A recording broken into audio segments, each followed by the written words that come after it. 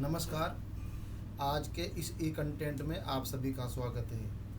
आज हम लोग नेक्स्ट जो इसका टॉपिक है वो है प्राकृतिक विज्ञानों के संदर्भ में सामाजिक विज्ञान की सीमाएं एवं वाद।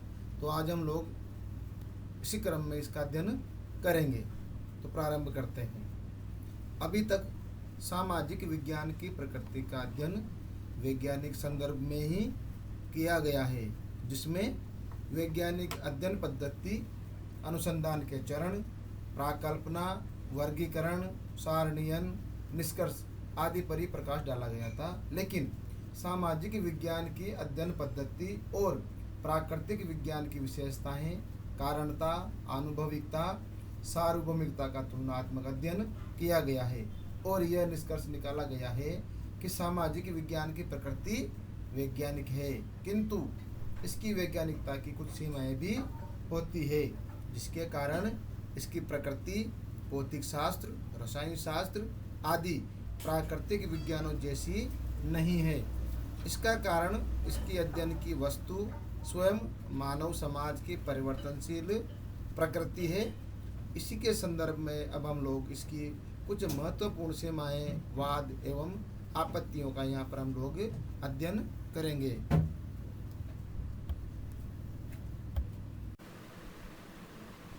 इसी क्रम में अब हम लोग सामाजिक विज्ञानों की वैज्ञानिकता की सीमाएं एवं वाद के बारे में अध्ययन करेंगे।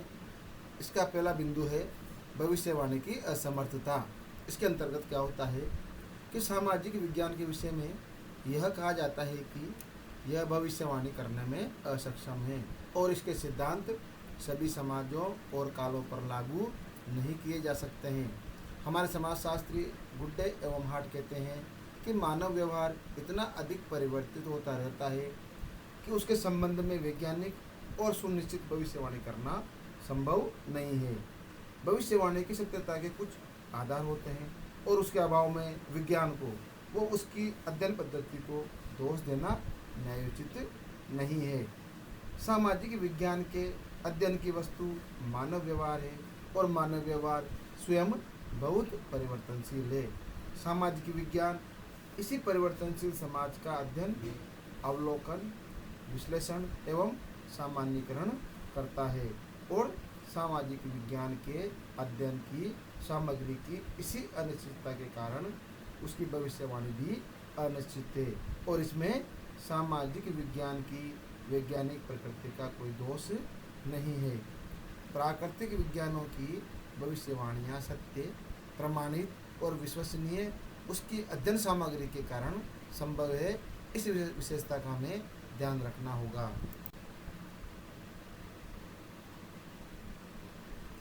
दूसरा बिंदु है वस्तुपरकता का अभाव। इसके अंतर्गत वैज्ञानिक से यह अपेक्षा की जाती है कि वह घटना का अध्ययन निष्पक्ष एवं पक्षपात रहित होकर करे और घटना जैसे घटती है उसका अध्ययन, अवलोकन, वर्णन और विश्लेषण जो कहते होता है। ऐसा अध्ययन वस्तुनिष्ठ या पक्षपात रहित कहलाता है और सामाजिक घटनाओं का अध्ययन निम्न कारणों से वस्तुनिष्ठ भी नहीं हो पाता है, जैसे वैज्ञानिक के व्यक्तिगत गुण, उसके समाज के मूल्य, क्या होगा के स्थान पर क्या होना चाहिए पर ध्यान केंद्रित करना है और क्या अच्छा है और क्या बुरा है के संदर्भ में तथ्यों की व्याख्या करना। इन कारणों से अध्ययन की वैज्ञानिकता कम हो जाती है और मानवतावादी दृष्टिकोण का प्रभाव बढ़ जाता है तथा अध्ययन व्यक्तिपरक हो जाता है और वस्तुनिष्ठता घट जाती है।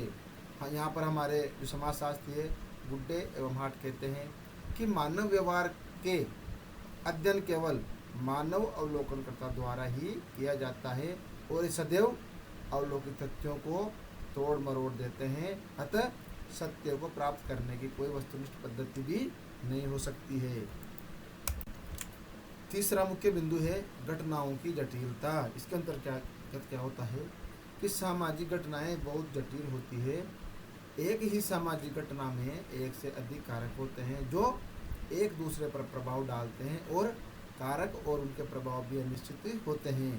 प्राकृतिक विज्ञानों में अध्ययन की सामग्री जटिल तो हो सकती है परंतु वह निश्चित प्रकृति वाली होती है। और सामाजिक विज्ञानों में अध्ययन की सामग्री मानव व्यवहार, सामाजिक व्यवस्था, सामाजिक अंतःक्रिया, मानव समूह आदि है, जिनकी प्राकृतिक एवं संरचना बहुत जटिल है और इनमें निरंतर परिवर्तन होता रहता है।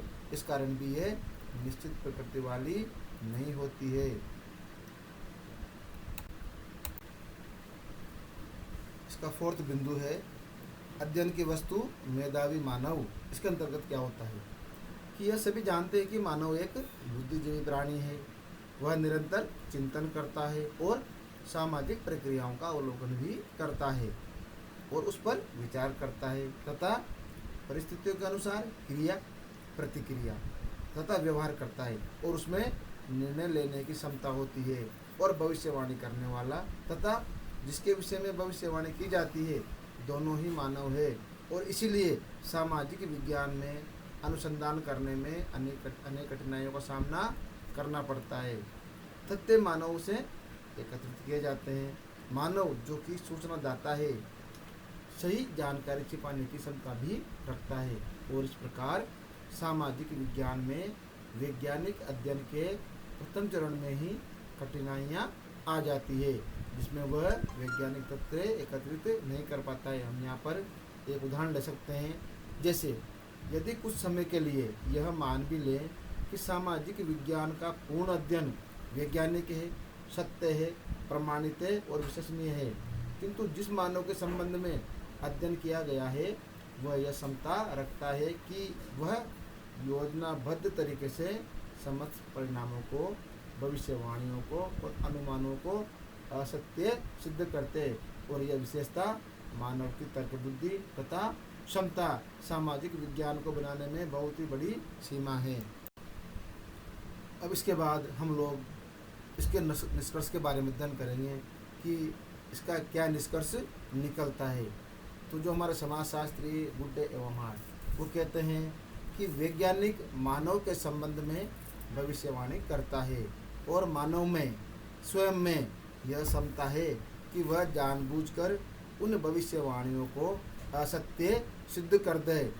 और समाज की वैज्ञानिक प्रकृति में सबसे बड़ी बाधा या सीमा उसकी अध्ययन की सामग्री मानव और मानव समाज स्वयं है। सामाजिक विज्ञान में अध्ययन का वस्तुनिष्ठ न होना, सामाजिक घटनाओं का जटिल और अनिश्चित होना, घटनाओं का गतिशील होना और घटनाओं में सार्वभौमिकता का अभाव होना, घटनाओं के माप की कठिनाई आदि सबका कारण अध्ययन की सामग्री मानव और उसका समाज है। जबकि प्राकृतिक विज्ञानों में ये समस्याएं नहीं होती है। तो इस प्रकार हमने आज इसका अध्ययन किया है। धन्यवाद।